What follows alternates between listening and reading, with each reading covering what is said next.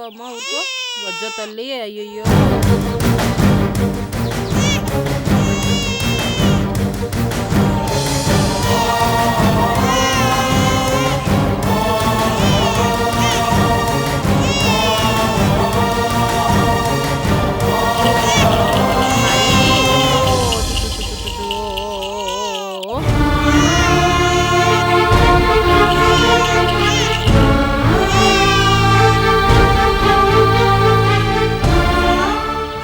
ఏమైంది బేటీ?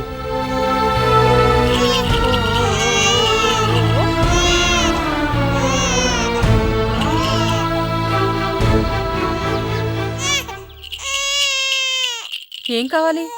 పాపకి ఏమైందమ్మా? ఎందుకు ఏడుస్తుంది? తల్లిపాలు లేక అల్లాడిపోతుంది. పోత పాలు తాగడం లేదు.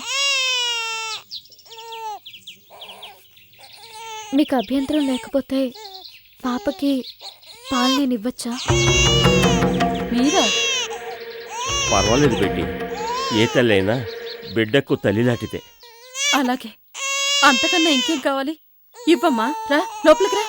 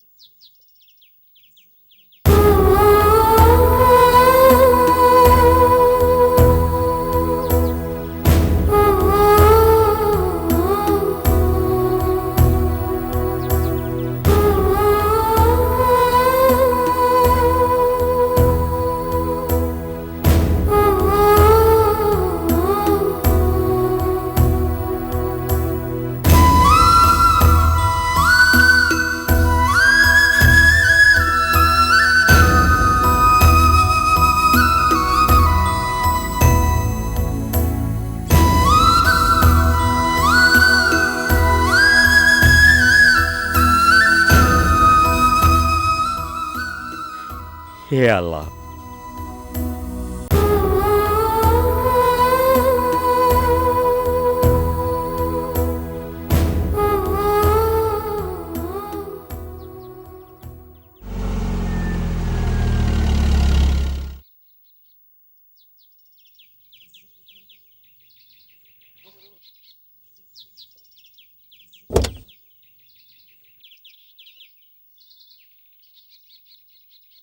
రాము, ఏమైంది సార్? పోతపాలు నచ్చక పాప ఒకటే ఏడుపు సార్. నాకు వీళ్ళకి ఏం చేయాలో తోచలేదు. మీకు ఫోన్ చేద్దామనుకుంటే ఈవిడెవరో వచ్చి పాపకు పాలిచ్చింది. ఎవరా తల్లి?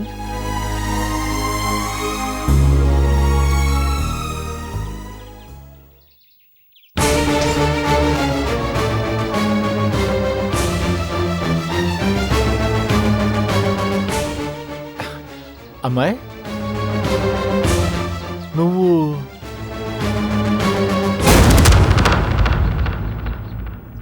మీరు ఆ రోజు నా ప్రాణాలు కాపాడావు.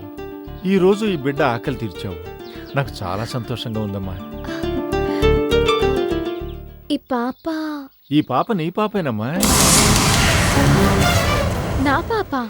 ఏమిటి సాబ్ మీరనేది? అవునయ్యా, అసలేం జరిగిందంటే సార్,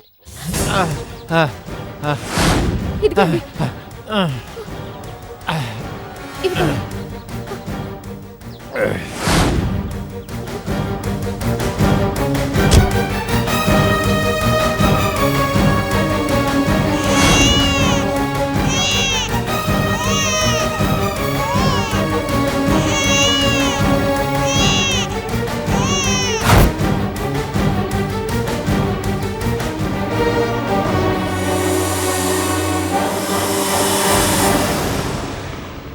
ఆ దైవ సంకల్పం ఇలా ఉండబట్టే నిన్ను నీ బిడ్డ దగ్గరికి చేర్చింది. ఈ బిడ్డ నా బిడ్డ. నమ్మలేకపోతున్నాను సాబ్. ఇదేలా సార్? ఈ బిడ్డ మీకు దొరికింది, కానీ ఆ తల్లి ఆ తల్లే ఈ బిడ్డను కన్న తల్లి. ఏమ్మా, నువ్వు నమ్మలేకపోతున్నావా? చూడమ్మా, ఈ ప్రపంచంలో దేనికైనా ఆధారం కావాలి గాని కన్న తల్లి తన బిడ్డను గుర్తించడానికి మాత్రం ఏ ఆధారం అక్కర్లేదమ్మా.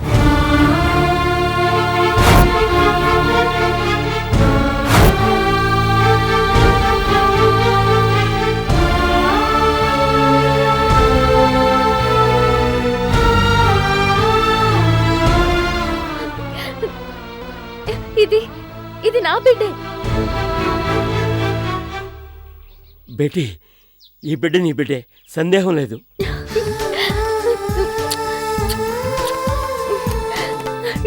చాలా సంతోషంగా ఉందమ్మా.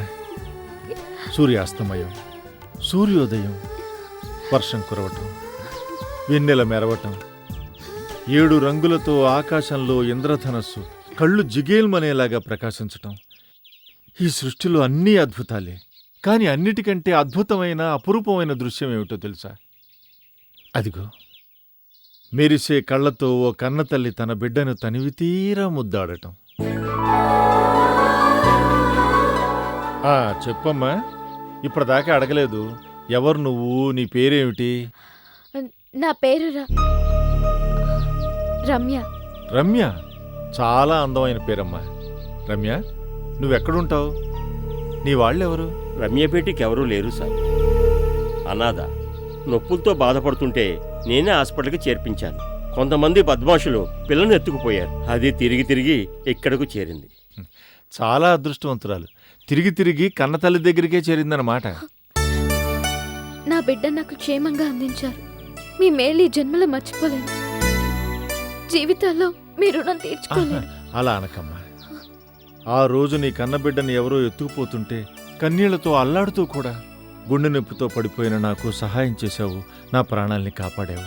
నేనే నీకు రుణపడ్డానమ్మా. సార్? సార్ అని కాదమ్మా, అంకుల్ అని పిలు. ఈరోజే కాదు, ప్రతిరోజును. నీ రుణం తీరాలంటే ఇదొక్కటే మార్గం. మీరనేది ఇంకా అర్థం కాలేదా? ఈ క్షణం నుంచి నువ్వు నీ బిడ్డ ఇక్కడే ఉండాలమ్మా. కోట్ల ఆస్తి ఉన్నా ఈ అంకుల్ కూడా అనాథే. ఇంకేం ఆలోచించి పెట్టి, ఆ అల్లా నేను సరైన చోటుకే పంపాడు.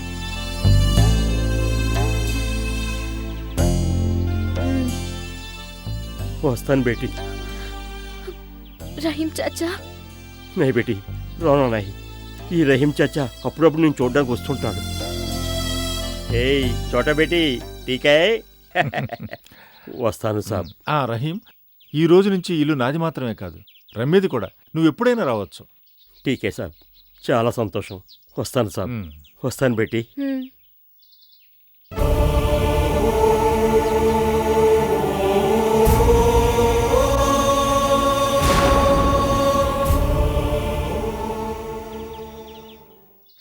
ఎవరిని ఎక్కడికి చేర్చాలో ఆ భగవంతుడు ముందే రాసిపెట్టుంటాడు.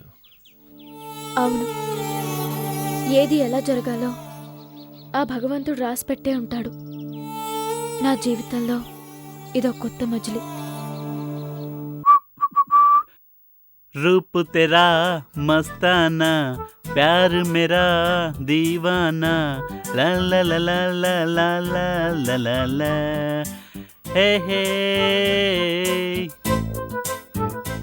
आ आ आ आ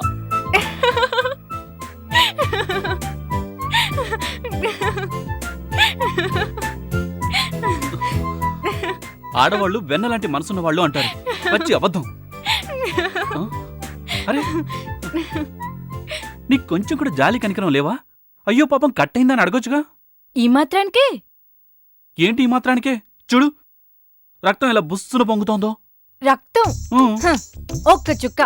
షేవింగ్ చేసుకుంటుంటే కట్ అయితేనే ఇంత సీనా? కాదా? నా రక్తం కళ్ళ చూశాక కూడా నీలో కొంచెం కూడా చలనం లేదా? అయ్యో చాలు, ఇంకా ఆపండి మీ ఓవర్ యాక్టింగ్. ఇంతేలే. ఇదే సీన్ ఏ సినిమాలోనూ చూపిస్తే నాకు కట్ అయినట్టే హీరో గారి చంప కూడా షేవింగ్ చేసుకుంటుండగా కట్ అయితే అది చూసిన హీరోయిన్ బిగ్గరగా ఏవండి అని పరిగెత్తుకుంటూ వచ్చేది. హీరో గారి చెల్లెలే గనక ఆ విషాద దృశ్యాన్ని చూసి ఉంటే అన్నయ్య అంటూ పరిగెత్తుకుంటూ వచ్చి తన చీర కొంగుని సర్రున చింపి చంప మీద ఘాటు పడితే తల చుట్టూ పెద్ద కట్టుకట్టేది. హత విధి. Oh my God. అయ్యిందా? కష్టపడ్డారు గాని కాఫీ తెస్తానుండండి. మీ ఆడాలని కాదు, ఆ బ్రహ్మదేవుణ్ణి అనాలి. రోజు ఇలా గడ్డాలు గీసుకునే బాధని మా మగాళ్ళకే పెట్టినందుకు. ఆహా, ఆ మాటకొస్తే మీ గడ్డలు కట్టేవి ఎప్పుడో ఒకసారి. మా ఆడాలకి కూరలు కోస్తుంటే వేళ్లు తెగుతాయి, వంట చేస్తుంటే చేతులు కాలుతాయి. మేం మీలా చిందులు తొక్కి కూచిపూడి కథకళి ఆడం. ఓర్చుకుంటాం, ఒకసారి రెండుసార్లు కాదు, జీవితాంతం. ఈ మాట రైట్. అందుకే మీ ఆడాళ్ళు గ్రేట్. ఒక్క మోహన్ భార్య తప్ప. ఎందుకు? ఎందుకో చెప్తే నువ్వు కూడా షాక్ అవుతావు.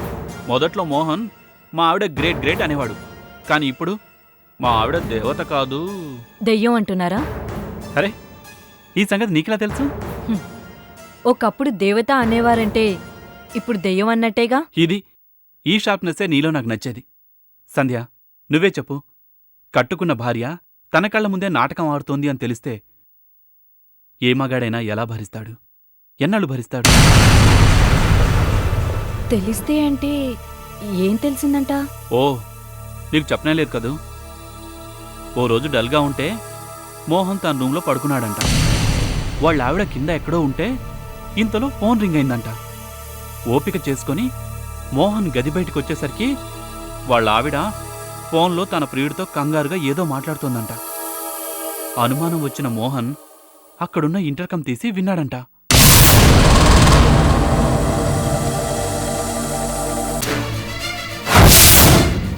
ఏంటి ఫోన్ రిసీవర్ కింద పడుంది?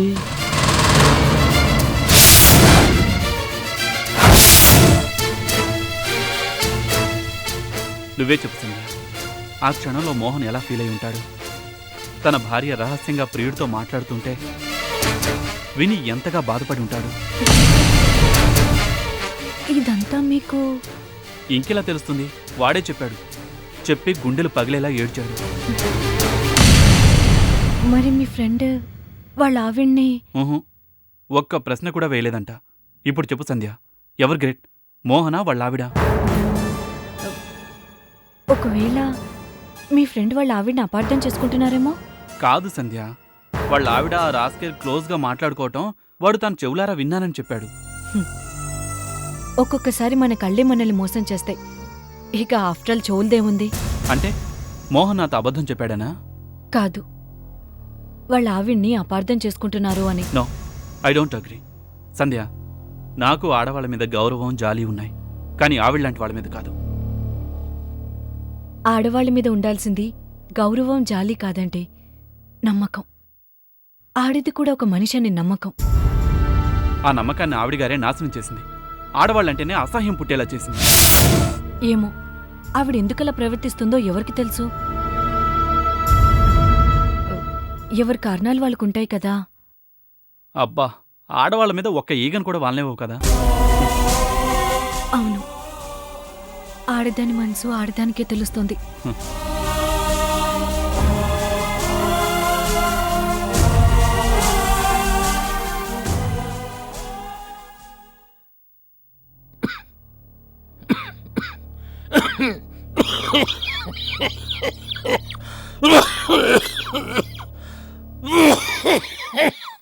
ఏమండి? ఏమిటి పాయసమా?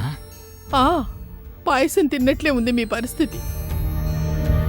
ఒక్కసారి మీ ముఖాన్ని అద్దంలో చూసుకోండి. ఎలా ఉండేవారు ఎలా అయిపోయారు? ఆ మాయదారి జబ్బు మిమ్మల్ని తినేస్తుందండి. అయినా మీ పంతం కాకపోతే ఏమిటండి ఇది? ఎవరిని సాధించాలని?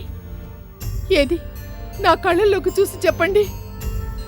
మీరు సరిగ్గా భోంచేసి ఎన్నాళ్ళైంది? ఎందుకిదంతా? కోరి కోరి ఆగిపోయామే. కోరి కోరి ప్రాణం మీద తెచ్చుకుంటున్నారేమిటండి అని. నేను కోరుకున్నా ఆ చావుకు నా మీద ఇంకా దయ రావట్లేదు జనం.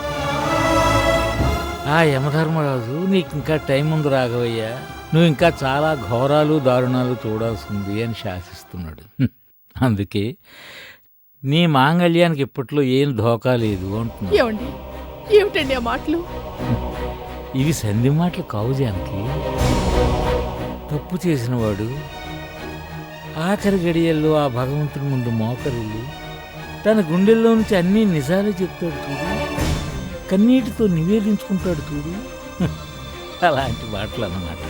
ఏమండి నీకు తెలుసా జానకి, మహాభారతంలో భీష్ముడు కూడా అంపశయ్య మీద ఉత్తరాయణ పుణ్యకాలం కోసం ఎదురు చూస్తూ ఇలాగే బాధపడ్డాడట.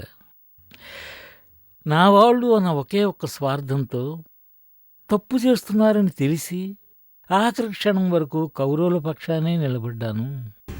ఉత్తములైన పాండవుల కడగళ్లను చూస్తూ కూడా చూడనట్టే నటించాను. భగవంతుడా, ములుకుల్లాంటి అంపశయ్య మీద పడుకుని నివేదించుకుంటున్నాను. నేను తప్పు చేశాను, క్షమించరాని ఘోరమైన పాపం చేశాను.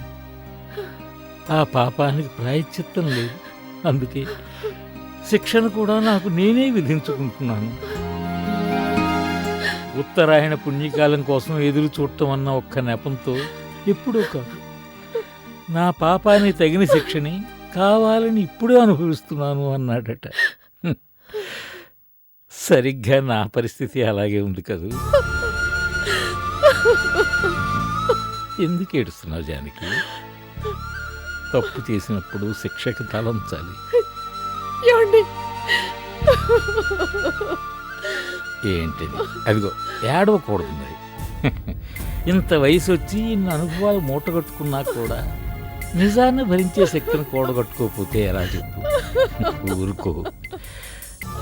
మనం కలిసి ఉన్నా కాలం చేసినా కలిసే ఉంటాం. ఈ లోకంలో అయినా పై లోకంలో అయినా. రాఘవయ్య, జానకమ్మ. అందుకేనేమో మన పేర్లు కూడా కావాలని ఏ దేవుడో జతకూర్చినట్టు ఎంత చక్కగా సరిపోయాయి చూడు. ఏమండి ఇక నా వల్ల కాదు. ఈ బాధల్ని బరువుని మోస్తూ బ్రతకడం నా వల్ల కాదండి.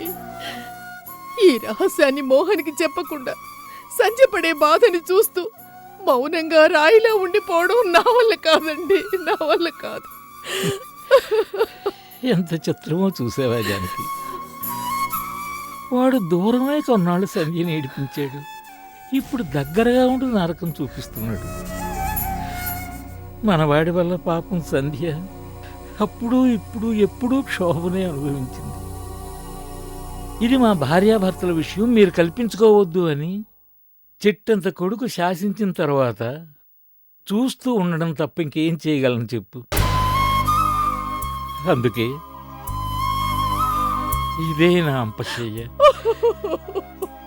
ఈ చేదనుభవాలను తలుచుకుంటూ ముళ్ళలాంటి ఆ మాటల్ని భరిస్తూ ఆ దేవుడి పిలుపు కోసం ఎదురు చూడటమే ఇప్పుడు నా ముందున్న ఒకే ఒక్క దారి. కన్న కొడుకు బాగుండాలన్న స్వార్థంతో కూతురు లాంటి కోడల జీవితాన్ని నిప్పుల గుండంగా మార్చానే. ఆ పాపాన్ని ప్రక్షాళనం చేసే ఒకే ఒక్క దారి ఈ నిరీక్షణే. షటప్!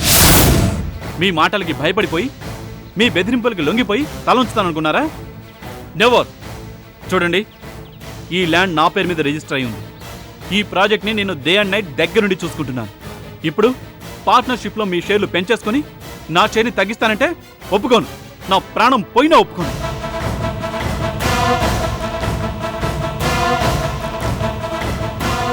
ఆనంద్, మాతో పెట్టుకోకు. అవసరమైతే ఎంత ఫోర్స్ చేసినా సరే నిన్ను ఒప్పిస్తాం. ఏంటి బెదిరిస్తున్నావా? ఇలాంటి బెదిరింపులకు ఆనంద్ షేక్ అవ్వడు. నీలాంటి 420 గాడిని అసలు కేరే చేయడు. ఆనంద్, నువ్వు ఈ ఫీల్డ్కి కొత్త. మాతో పెట్టుకుంటే మొటాష్ అయిపోతావు. రైట్, అంత దాకా వస్తే అప్పుడు చూపిస్తా ఈ ఆనంద్ అంటే ఏంటో. ఏంటి? ఏం చేస్తావు? చంపుతావా? చంపు చూద్దాం, చంపు చూద్దాం. రైట్, అనవసరంగా నన్ను రెచ్చగొట్టద్దు. చంపటం చావటం దాకా వస్తే నేను మీలో ఒక్కడిని కూడా వదలను. నరికేస్తాను. ఆనంద్ ప్లీజ్, ఏంటిది? వదులు మోహన్. ఆనంద్, ఇవాళ వీళ్ళ సంగతి అటో ఇటో తేలిపోవాలి. సైట్ దగ్గరకు వచ్చి నన్నే బెదిరిస్తారా? ఇలాంటి వాళ్ళని మేము చాలా మందిని చూసాం.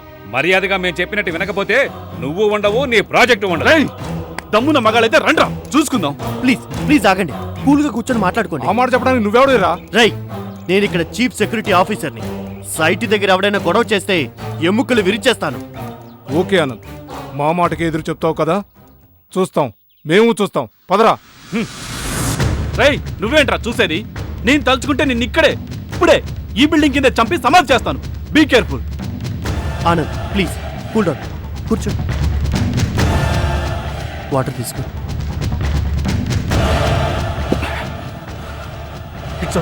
It's okay Mohan.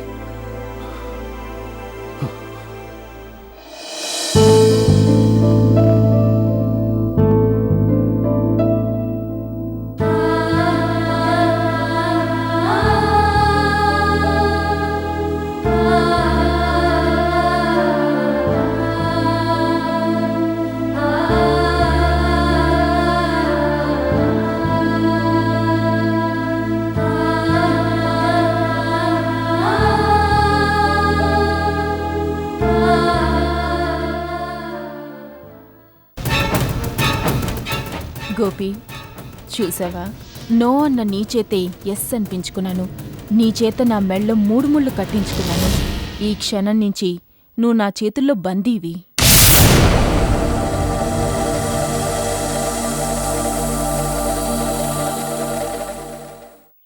మహాలక్ష్మి గారు, ఈ పర్సును గుర్తుపట్టగలరా?